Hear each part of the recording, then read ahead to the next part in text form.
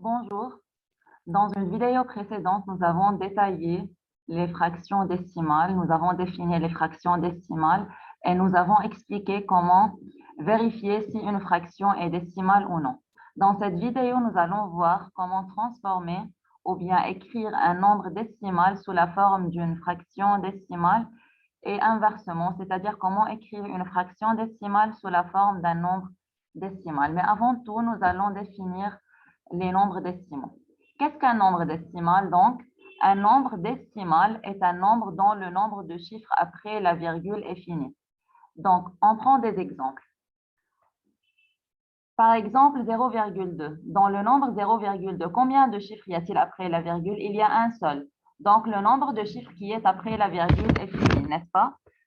Je peux compter le nombre de chiffres qui est après la virgule, donc ce nombre est un nombre décimal. Là aussi, combien de chiffres y a-t-il après la virgule? Il y en a 3, je peux les compter. Alors, le nombre de chiffres après la virgule là est fini, est limité, donc je peux dire que ce nombre est un nombre décimal.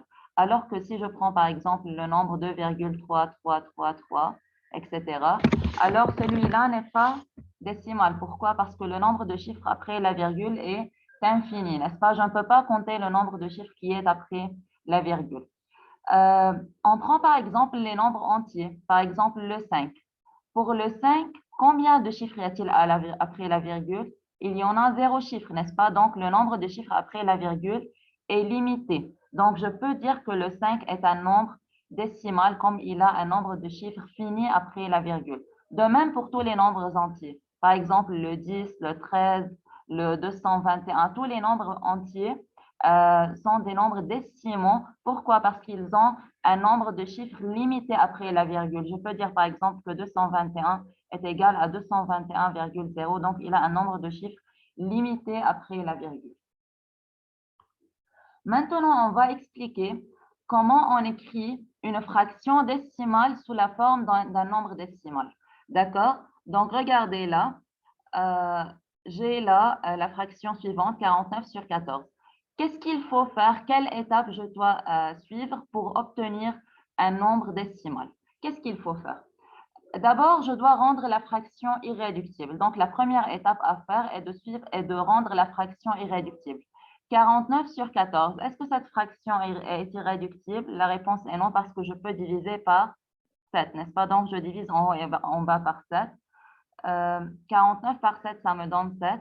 Et 14 par 7, ça me donne 2. Là, est-ce que je peux simplifier de plus? La réponse est non. Donc, j'ai trouvé la fraction irréductible. Je passe à la deuxième étape. Qu'est-ce qu'il faut faire maintenant? Il faut trouver une fraction équivalente à la fraction obtenue dont le dénominateur est une puissance de 10. D'accord? Donc, il faut trouver une fraction équivalente à celle-là dont le dénominateur est une puissance de 10. Donc, on a déjà dit qu'une fraction est décimale si on peut l'écrire sous la forme d'une fraction dont le dénominateur est une puissance de 10. Par exemple, 2 sur 5. En multipliant 5 par 2, j'obtiens la fraction 4 sur 10. Là, j'ai trouvé une puissance de 10. Donc, celle-là est une fraction décimale. Vous pouvez revoir la vidéo précédente, n'est-ce pas? Donc là, 7 sur 2, je veux trouver une fraction équivalente à la fraction 7 sur 2 dont le dénominateur est une puissance de 10. Donc, il faut multiplier par quoi? 2 fois combien me donne une puissance de 10? Il y a le 5. Si je multiplie par 5, alors j'obtiens 10 en bas, n'est-ce pas? Donc, j'obtiens 35 divisé par 10. Donc là, j'ai pu trouver une fraction équivalente à celle-là dont le dénominateur est une puissance de 10. Maintenant, je peux trouver le nombre décimal. Comment je trouve le nombre décimal? J'écris le nombre qui est en haut tel qu'il est. D'accord? Voici le 35, n'est-ce pas? Là, combien de zéros y a-t-il en bas? La puissance de 10, elle est 1, n'est-ce pas? Donc, il y a un seul zéro qui est là. Donc, je dois déplacer la virgule une seule fois à gauche. Là, la virgule 35, c'est 35,0, n'est-ce pas? Donc, pour la déplacer, il y a un seul zéro. Donc, je dois déplacer la virgule une fois à gauche et j'obtiens la virgule là. D'accord? Donc, je peux dire que 49 divisé par 14, ça fait 3,5. D'accord? Maintenant, je veux travailler avec la fraction 4 sur 25. Je reprends les mêmes étapes. D'abord, je dois rendre la fraction irréductible. Regardez, est-ce que je peux la diviser par un nombre 4 et 25? Je ne peux pas. Donc là, la fraction est déjà irréductible. Donc, je passe à la deuxième. Il faut trouver une fraction équivalente dont le dénominateur est une puissance de 10, n'est-ce pas? Donc là, je peux multiplier. Je sais que 25 fois 4, ça me donne 100. Bien sûr, je ne multiplie pas juste en bas. Je dois multiplier en bas et en haut, n'est-ce pas? Donc, 25 fois 4, ça fait 100. Et 4 fois 4, ça fait 16, n'est-ce pas? Donc là, j'ai trouvé une fraction équivalente dont le dénominateur est une puissance de 10. Je mets le 16 là. Combien de zéros il y en a là? Il y en a 2 zéros, n'est-ce pas? Donc la virgule était là. Je dois la déplacer 2 fois à gauche, puisqu'il y a 2 zéros, n'est-ce pas? 1, 2. Donc là, j'obtiens 0,16. D'accord?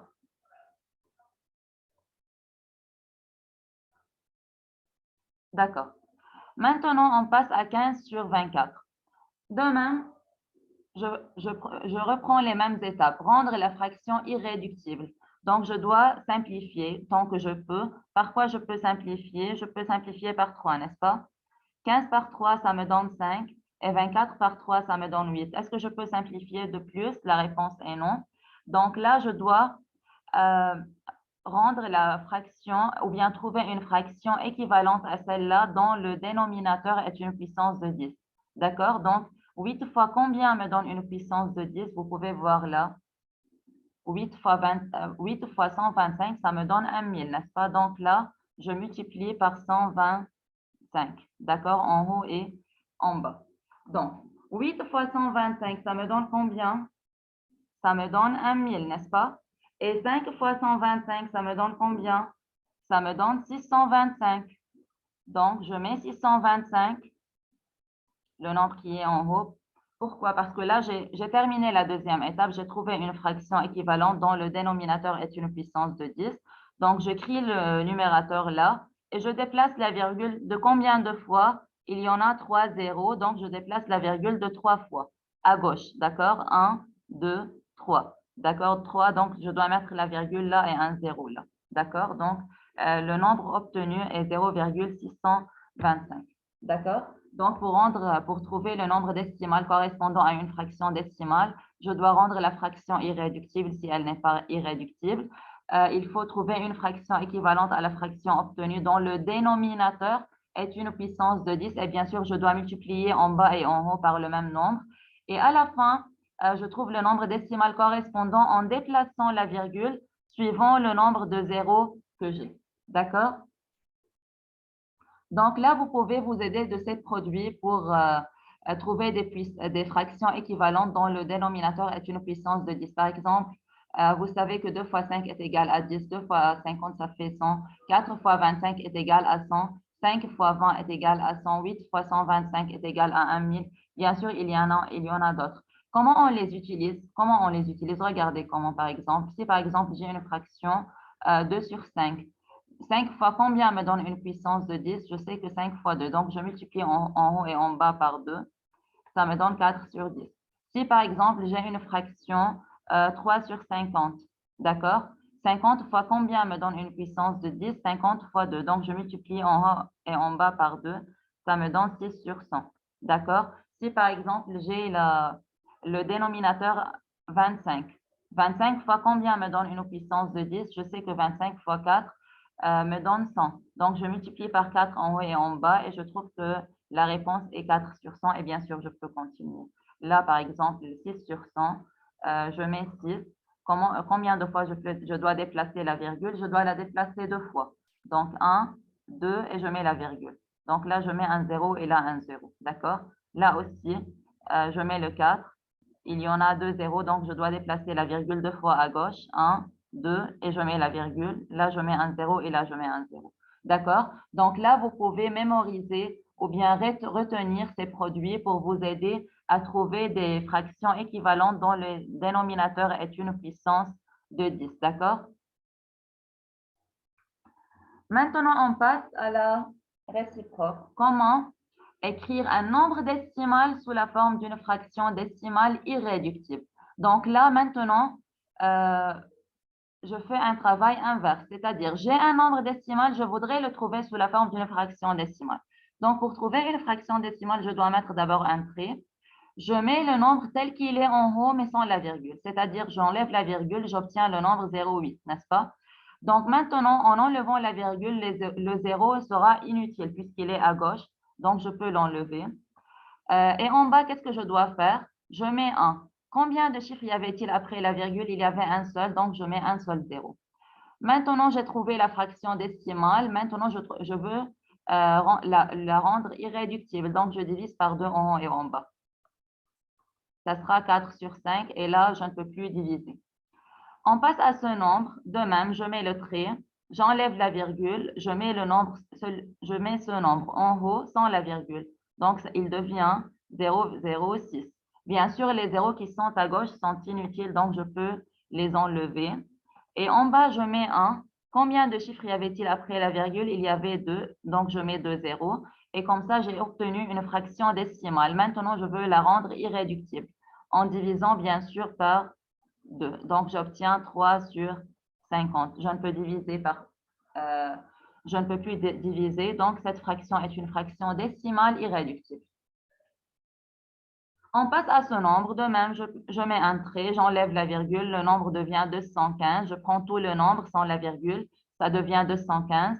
En bas, je mets 1. Combien de chiffres y avait-il après la virgule? Il y avait 2 zéros. Donc, il y avait 2 chiffres, donc je mets 2 zéros. Maintenant, je veux voir si je peux rendre la fraction irréductible. Est-ce qu'elle est irréductible? La réponse est non parce que je peux diviser par 5, n'est-ce pas? Bien sûr, pour diviser par 5, vous pouvez suivre la division euclidienne et vous pouvez suivre la méthode qui est plus facile, que je vous ai déjà expliqué. J'ai déjà dit que pour diviser par 5, il est plus facile de multiplier par 2 pour diviser par 5. Il est plus facile de multiplier par 2, puis d'enlever le 0. Comment? 215 divisé par 5. Pour diviser par 5, je multiplie 215 par 2. Donc, la réponse sera 430, n'est-ce pas? 215 fois 2, ça sera 430. Après avoir multiplié par 2, je dois barrer le 0 obtenu à la fin seulement. Donc, j'enlève le 0 et j'obtiens 43. Donc, 215 divisé par 5 est égal à 43. Ou bien, vous pouvez faire la division euclidienne et vous allez trouver la même réponse. 100 divisé par 5, de même, je peux faire de même. Pour diviser par 5, je peux multiplier par 2, ça sera 200. Et puis, j'enlève le dernier 0 seulement et j'obtiens 20 à la fin. Donc là, j'ai obtenu une fraction décimale. Est-ce qu'elle est irréductible? Oui, elle est irréductible parce que là, je ne peux plus diviser. 43 est un nombre premier. On passe finalement à ce nombre décimal. Je fais de même, je mets le trait, j'enlève la virgule, donc j'écris le nombre tel qu'il est sans la virgule. Donc, il sera 34 101. Et en bas, je mets 1. Combien de chiffres y avait-il après la virgule? Il y avait 3 chiffres, donc je mets 3 zéros. Là, par quoi je peux diviser?